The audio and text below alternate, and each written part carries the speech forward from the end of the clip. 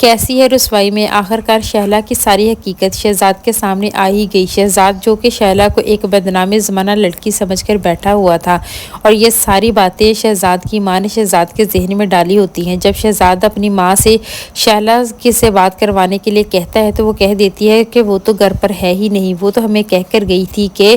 میں شہزاد سے بات نہیں کروں گی، جب اس کا فون آئے تو اب خود ہی بات کر لیجیے گا، ہماری تو کوئی بات سنتی ہی نہیں۔ وہ روز صبح تیار ہو کر گھر سے چلی جاتی ہے اور آدھی رات کو گھر واپس آتی ہے، اور کبھی کبھی تو رات کو گھر واپس آتی ہی نہیں، جبکہ حقیقت کے برعکس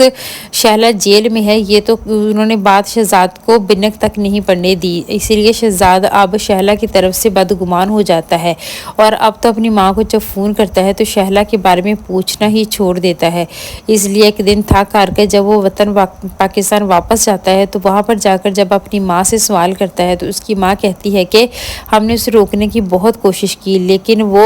یہاں نہیں رکی، اور آخرکار اس نے تمہاری بہن کے شوہر کو قتل کر دیا، جس پر وہ کہتا ہے کہ میں ایک بار شہلا سے جا کر جیل میں ملنا چاہتا ہوں، لیکن اب اس کی ماں اس کو صاف منع کر دیتی ہے اور کہتی ہے کہ تم وہاں نہیں جاؤ گے، تمہیں کون سا حقیقت معلوم ہے کہ آخر اس نے زرین کے شوہر کو کیوں مارا ہے، تمہیں کچھ اندازہ بھی ہے کہ اس نے کیوں مارا؟ اس کے پیٹ میں زرین کے شوہر کا بچہ تھا، تمہارے بہنوئی کا بچہ وہ اپنے پیٹ میں پال کر پھر رہی تھی، ناجائز اولاد۔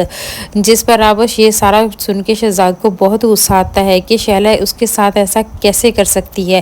اسی لیے اب پہلے تو وہ شہلا سے ملنے جانا چاہتا تھا، لیکن اس کی ماں نے جو جھوٹا الزام اب شہلا کے کردار پر لگایا ہوتا ہے، یہ ساری باتیں سن کر اب شہزاد اس سے ملنے کے لیے جیل میں بھی نہیں جاتا۔ اب دوبارہ سے وہ دل برداشتہ ہو کر وطن چھوڑ کر چلا جاتا ہے۔ اسی طرح اب رقیہ کے باپ سے شہزاد کی ملاقات ہوتی ہے۔ جب اس کے پاس جا کر وہاں کام کرنے لگ جاتا ہے تو ایک دن اس کی بیوی کے بارے میں سوال کر لیتا ہے، جس پر شہزاد کہتا ہے کہ میری بیوی اس دنیا میں زندہ نہیں ہے، وہ تو فوت ہو چکی۔ اب رقیہ کے باپ کو یہ ساری باتیں سن کر بہت افسوس ہوتا ہے، اس لیے وہ شہزاد کے بارے میں زیادہ چھان بین بھی نہیں کرتا اور رقیہ کی شادی شہزاد کے ساتھ کروا دیتا ہے۔ اس طرح شہزاد ایک